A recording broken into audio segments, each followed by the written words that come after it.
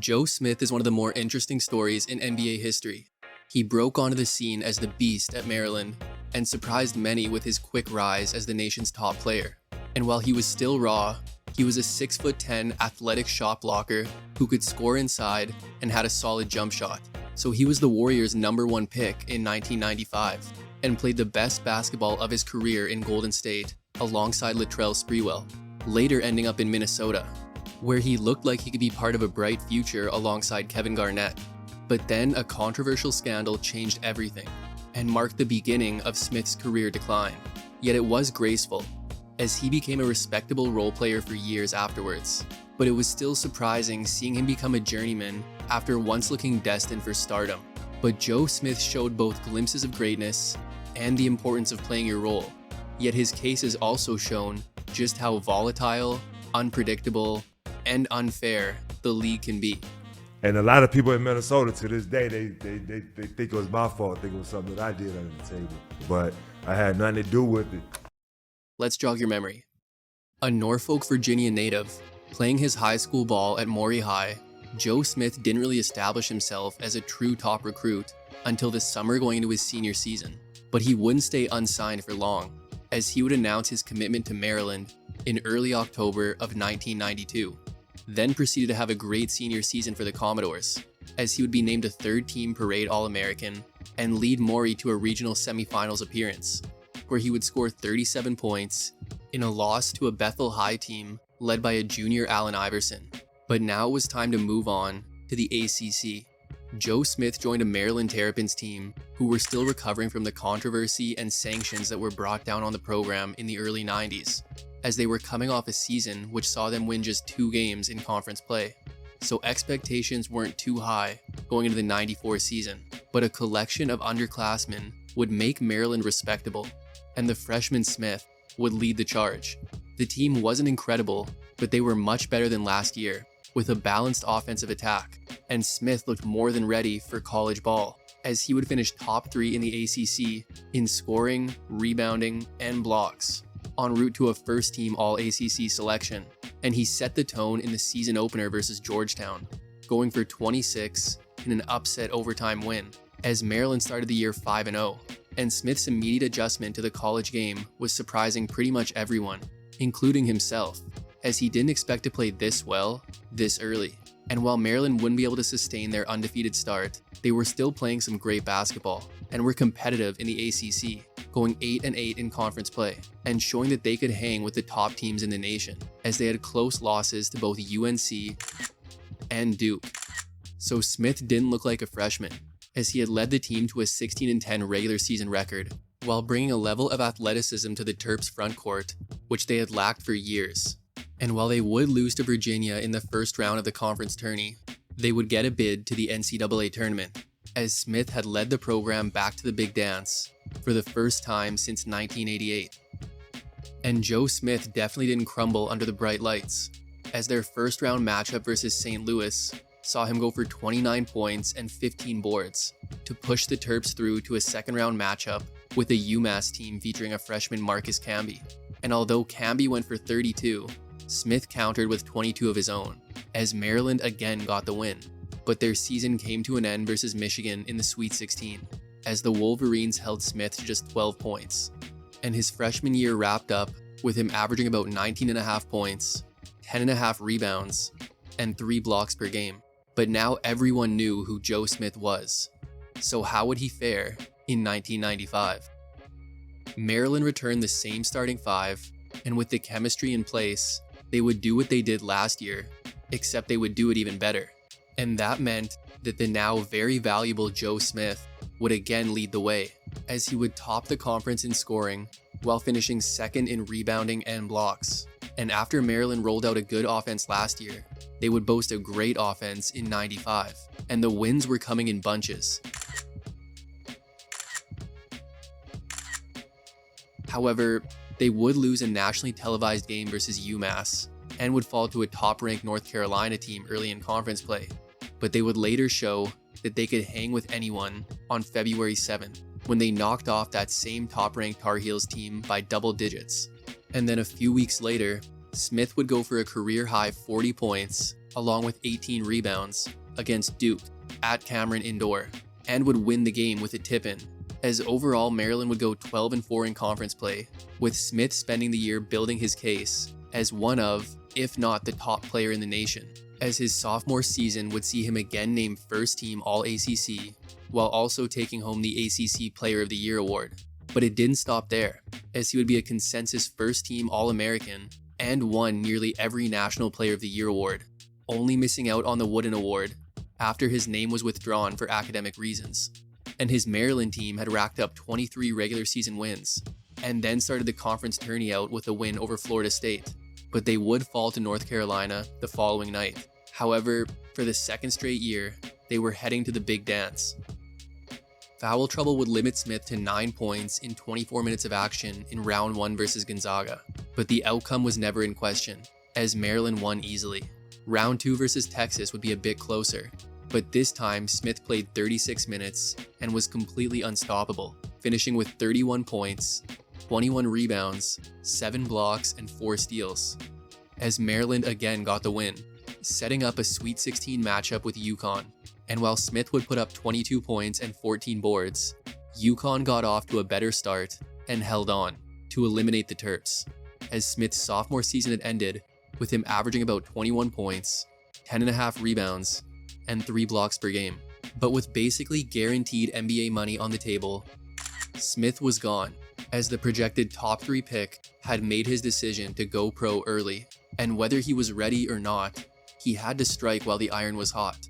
And while he had played center in college, he was likely more suited for power forward in the pros. Yet with his rim protection and overall athleticism, he could be effective at any front court position. And the way he had taken the college game by storm had NBA GMs hoping that he could do the same thing at the next level. With the first pick in the 1995 NBA Draft, the Golden State Warriors select Joe Smith from the University of Maryland. And the Warriors were taking a chance by picking the underclassman first overall, but new coach Rick Adelman wanted a versatile big, and defensively, the Warriors had been the league's worst interior defense in '95, so bringing in a guy who averaged 3 blocks over 2 college seasons seemed like a good gamble. Golden State had been a revolving door of talent throughout the '90s. They still had mainstays like Tim Hardaway and Chris Mullin, with their best player being a 4th-year Latrell Sprewell. But they also had gotten rid of players like Mitch Richmond and Chris Webber. But Smith was their big man of the future, yet many thought that he would need to get bigger, as he was only about 220 pounds. And Smith wanted bigger money, but would need to settle for about $8.5 million over 3 years, due to the league's brand new CBA. So the first overall pick would be a day 1 starter, and as expected, he was playing the 4 in the NBA, and his slim frame was actually looking like an advantage at times, as he had plenty of mobility in an offense, which Adelman was hoping would eventually become more fast-paced. And Golden State also looked to have their duo of the future, as Sprewell and Smith were combining for nearly 35 points per game. And in just the 4th game of his career, Smith dropped a season-high 30 on the Hawks. Then in late January, he would go for 21 points and 20 boards against the Hornets, and a couple weeks later would go for 23 and 20 in a loss to Chicago. And with 33 double-doubles on the season, the scoring and rebounding was there, and while he wasn't doing the shot blocking numbers he did in college, he still led the Warriors on a career-high 1.6 per game, as he would lead all rookies in blocks and rebounding en route to a first-team all-rookie selection. However, the team ended the season looking different from when they started, as the trade deadline saw Tim Hardaway get sent to Miami, and while the Warriors were 25 and 27 at the time of the trade, they would win just 11 of their final 30, to finish at 36 and 46, and miss the playoffs. But Adelman had some good things to say about the future of the team, and his standout rookie, as Smith's first season had ended with him averaging about 15.5 points, 8.5 rebounds, and 1.5 blocks per game. 1997 looked like it could be a good year for Golden State. While they had traded away center Ronnie Cycli, they had also brought in point guard Mark Price over the offseason, and Chris Mullin would have his healthiest season in years. But the stars of the show were Sprewell and Smith, as both took huge steps forward and really looked like the future of the Warriors, as the two combined for about 43 points per game, with Smith recording 8 games with at least 30, and a career-high 38 points along with 15 rebounds versus Vancouver. And Smith again led the Warriors in rebounding. As well, he was solid on the defensive glass. On a Warriors team that was trying to emphasize transition offense, he was exceptional on the offensive glass, with his quickness getting off the floor and long arms making him especially effective. However, while the Warriors' offense was improving, their defense was regressing, and it seemed like for every win came 2 or 3 losses, as the Warriors finished with just a 30-52 record and missed the playoffs, as Smith's second year ended with him averaging about 18.5 points, 8.5 rebounds, and 1 block per game. Smith was on a contract year in '98, and as he was growing unhappy with all the losing, he let the Warriors know that he wanted out and would test free agency after the season, a season that would be a complete train wreck for the Warriors. Mullen was gone, and then in early December, the infamous Sprewell and PJ Carlesimo choking incident occurred, as Sprewell was suspended for the rest of the season. And while Smith continued producing at either his usual level or sometimes even better without Sprewell, it had become a lot harder for him to get his points, with defenses now putting all their focus onto him. But Smith was pretty much gone already, confirming that when he had scoffed at a $10 million per year offer, which didn't line up with deals that even his fellow draft mates had agreed to. So with the Warriors not wanting to lose their once top pick for nothing, they found a trade partner around the deadline. So Smith was traded to the 76ers, and while he was never going to re-sign in Golden State, they had their own reason to move on, with one being that he didn't look like a power forward, as Smith had yet to bulk up since entering the league a few years earlier. And in Philly, the once first overall pick would be coming off the bench, as their front court was set with Derek Coleman and Theo Ratliff. But it was also a reunion for Smith, as he would get to play with his former AAU teammate in Allen Iverson. However, the Sixers were still finding their own identity, and were only 16-33 at the time of the trade. And while Smith would give them some solid production off the bench, their season was already beyond saving when he arrived, as they would finish at 31-51 and miss the playoffs, with Smith's overall year seeing him average about 14.5 points, 6 rebounds, and 1 assist per game. However, Smith never really found his fit on the team, as his time in Philly would end up being brief. So while the Sixers were open to bringing back Smith, the two sides were too far apart, as a lot had changed in 18 months, with Smith turning down $80 million before the start of last season, and now looking unlikely to get even half of that going into the lockout-shortened '99 season. But he would still find a suitor in late January when he signed with the Minnesota Timberwolves. However, he would sign for lower than most expected, as while he wasn't commanding a max contract, a 1-year $1.75 million deal seemed low even for him. But maybe the Wolves just got a steal, as they would try to pair Smith with his draft mate and their star power forward Kevin Garnett. The Wolves had lost their starting small forward in free agency in Tom Gugliotta, so coach Flip Saunders would use the acquisition of Smith to help fill that hole, with Garnett shifting to the 3 and Smith spending time at the 4 and even the 5 throughout the season, starting the year with a team who also featured a young Stephon Marbury, until he would be traded away mid-season, with Minnesota receiving Terrell Brandon in return.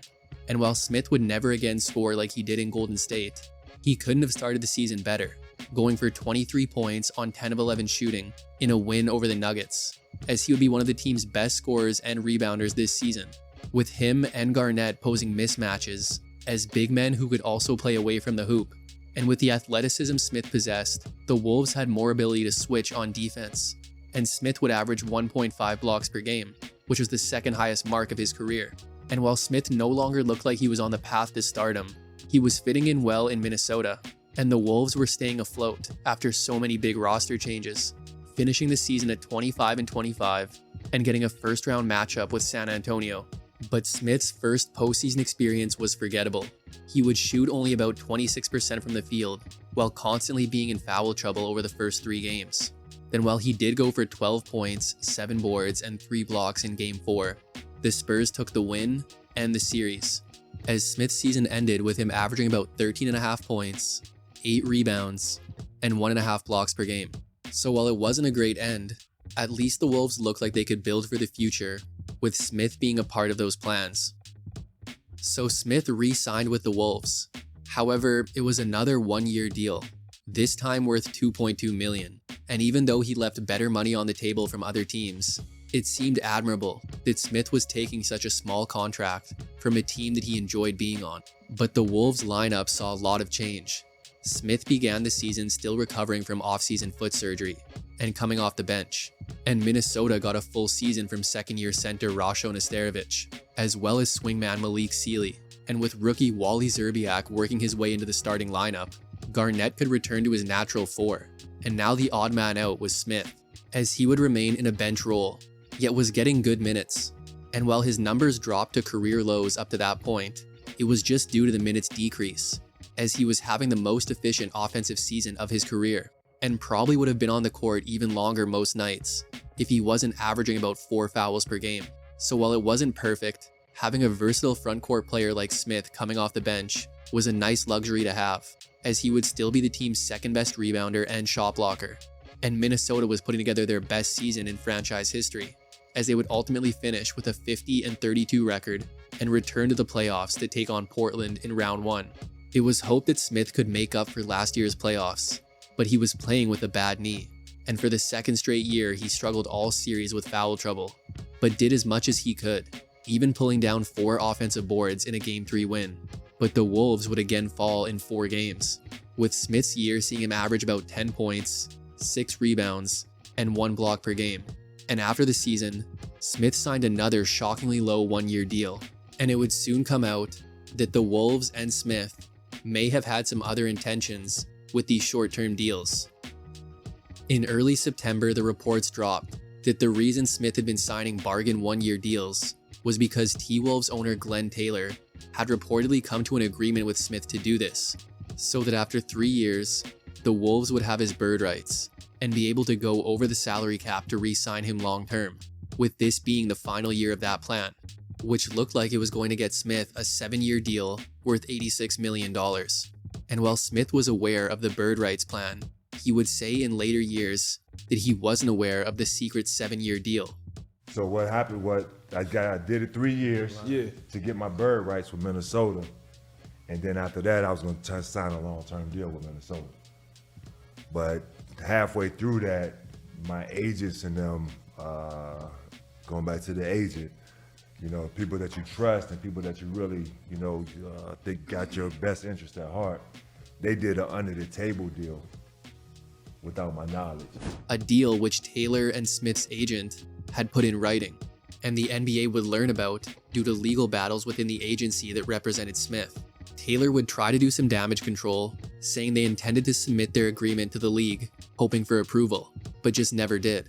But whether they would have done it or not, League Commissioner David Stern saw it as a breach of the salary cap rules by keeping Smith out of the free agent pool when they technically couldn't afford him, as league officials were more convinced that Minnesota deliberately kept their plan under wraps. Taylor would say that he thought it was in the spirit of the new CBA and a way to keep Smith in a small market, yet reward him for his loyalty. However, Stern felt otherwise and saw it as the most serious salary cap violation that a team can commit. And while it was widely believed that many sports organizations engaged in similar practices, it was almost unbelievable that the T-Wolves had a paper trail. But more importantly, what was going to happen next? So the players' union fought for Smith to not be penalized, as later reports came out that it hadn't been Smith, but instead Smith's former agent Eric Fleischer, who had persuaded Taylor to do the contract without Smith's knowledge, shortly after Taylor had major surgery. And then days before the season started, the ruling came down, and the Wolves were hit hard, forfeiting 5 consecutive first-round picks and paying a hefty fine, while also handing down suspensions to some front office members. And for Smith, Stern voided all 3 of his year-long contracts, meaning the Wolves no longer had his bird rights, and Smith no longer was signed to the Wolves.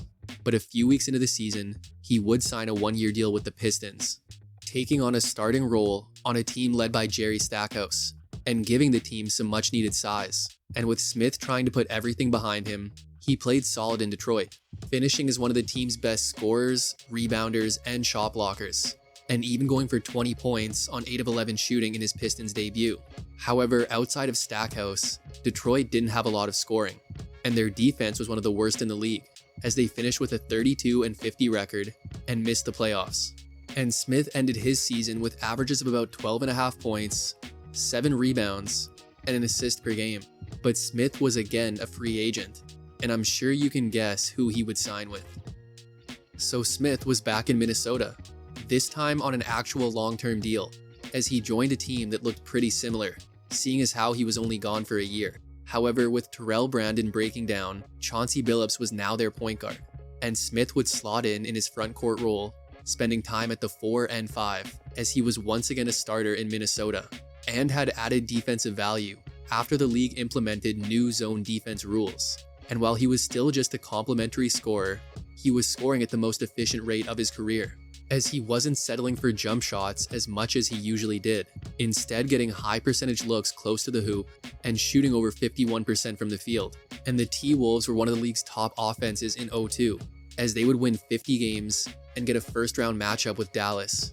However, Smith had made a switch to the bench late in the year, as he had been struggling, and stayed coming off the bench to begin the series, which would be a poor series for Minnesota as a whole. And Smith was no exception, as while he was solid on the glass and started Game 3, he made 3 total shots in what was a 3-game sweep for Dallas, as Smith's return to Minnesota had seen him average about 10.5 points, 6 rebounds, and a block per game. Smith had usually been one to play through injury, but in 03 he missed a lot of the second half of the year with an ankle injury, and he would also spend a lot more time at small forward early in the season, filling in for an injured Zerbiak. And as Smith was spending less time near the hoop and learning a new motion offense, he saw his efficiency and overall numbers drop. Yet he was also just playing lower minutes and coming off the bench for the majority of his 54 games. But Garnett was approaching his peak and was carrying the Wolves night in and night out, something that Smith would acknowledge he used to do in his early years, as the reality was hitting him that his place in the league would likely be as a role player for the rest of his career. But a team effort would see the Wolves finish with a then franchise record 51 wins and get a first-round matchup with the 3-time defending champion Lakers. And while Smith was efficient when he was on the court, he was rarely on the court, as he hyperextended his knee late in the season and struggled in Game 1 before missing Game 2, then played sparingly the rest of the way in what ended up being a 6-game loss for Minnesota, as Smith's year ended with him averaging about 7.5 points, 5 rebounds, and a block per game. But Smith had spent most of the season playing out of position, and the T-Wolves needed a point guard, so his second stint in Minnesota would be over early. Smith was included in the trade that sent Sam Cassell to the T-Wolves, as he joined a Milwaukee Bucks team now led by Michael Redd, as Smith would become the team's starting power forward and have a bit of a bounce-back season, averaging nearly 11 points as Milwaukee's best post scorer, and also putting up his highest rebounding numbers since his Golden State days to lead the team. And while the Bucks started this season looking completely different from a year earlier, they were coming together and boasted a top 5 offense in the league. And while it wasn't pretty, they finished at 41-41, which got them a playoff matchup with the Detroit Pistons. And Joe Smith would finally have a good playoff series, recording 4 games in double figures, 3 games with at least 10 rebounds, and 2 double-doubles, as he would average a double-double for the series, and even put up 17 and 12 in Game 4.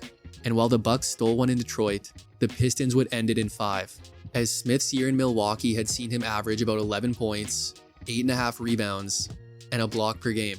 The team looked similar, and Smith's role looked similar in 05. And while Smith's production was about the same as it had been last year, he went from shooting below 44% in 04 to a career-high 51.4% in 05. But the league-wide play style was changing, and teams were playing faster, and the pace and scoring that had the Bucks among the league leaders last year would have them middle of the pack this year.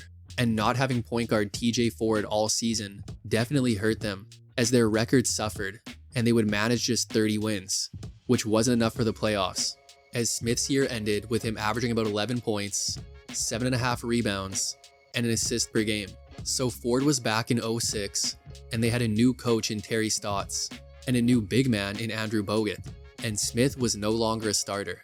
However, he only played about 44 games, as he missed most of the first half of the year, recovering from knee surgery. Yet he was still a reliable source of offense and rebounding when he returned, just not in high volumes.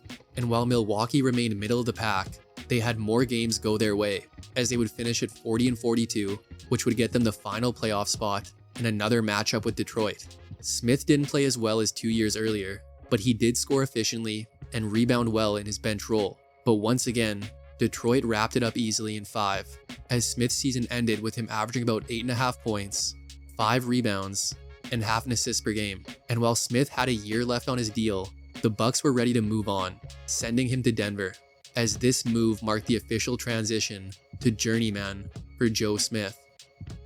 So Smith was a Denver Nugget to begin the 07 season, but that didn't last long, as after appearing in just 11 games for the team, he was included as filler in the trade that brought Allen Iverson to Denver.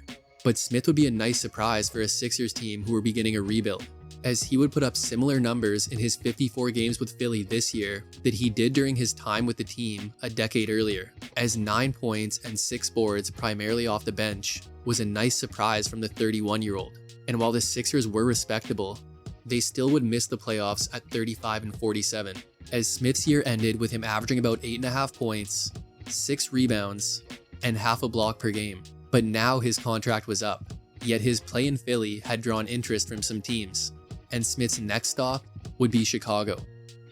The Bulls had some good young pieces like guard Ben Gordon and forward Luol Deng, but something they didn't have was a reliable inside scoring threat. And while Smith wasn't what he used to be, he showed that he could still be effective, so Chicago would make him their starting power forward after about a month. And over his first 50 games, he was giving them really good production, as he was putting up his best scoring numbers since his year in Detroit. And with increased value, Smith was again used as trade filler.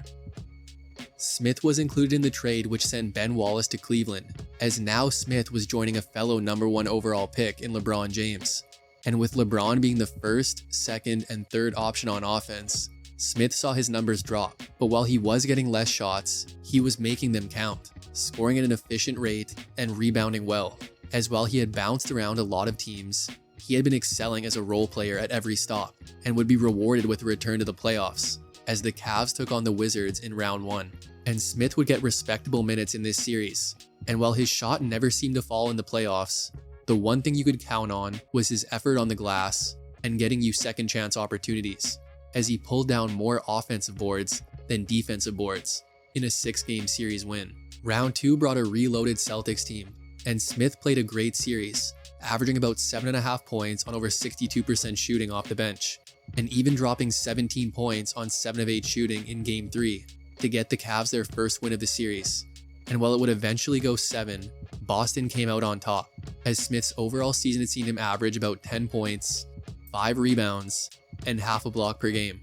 But Smith was on the move again during the offseason, as another trade had him begin the 09 season with the OKC Thunder. And while his minutes were solid, his production was dipping. But this was also a young OKC team, who were still a couple years away from being competitive, and Smith wasn't getting younger. So they would buy him out, and he would return to the Cavs for the home stretch of the season and another playoff run.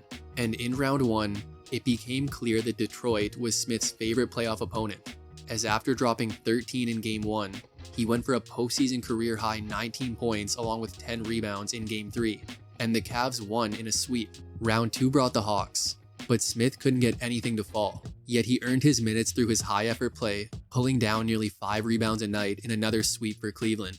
And now the conference finals brought the magic, and with the games much closer than the first 2 rounds, Smith saw his minutes drop, as he would only appear in 5 of the 6 games, with Orlando knocking off Cleveland, as Smith's overall season had seen him average about 6.5 points, 4.5 rebounds, and half a block per game. Cleveland wouldn't bring back Smith, and he would go on to sign with Atlanta for the 2010 season, where he would occupy a reserve role, playing less than 10 minutes a game over 64 games for the team, as the Hawks went 53-29 and got a first-round matchup with Milwaukee, who they would defeat in 7 games before being swept by Orlando in round 2, as Smith appeared in garbage time in 5 of their postseason games, while finishing the regular season with averages of about 3 points, 2.5 rebounds, and half a block per game. Smith would sign with the Nets for the 2011 season, but just a few months later would be included in a trade to the Lakers, who he would remain with for the rest of the 2011 season, as they would finish with a 57-25 record and defeat New Orleans before losing to Dallas in round 2, with Smith appearing in 5 total postseason games and ending the season with averages of about half a point, 1.5 rebounds, and half a block per game. But that was it. While it may not have been the career that many had expected for the first overall pick, He stuck around for 16 years and showed a willingness to accept his role, regardless of his high draft status.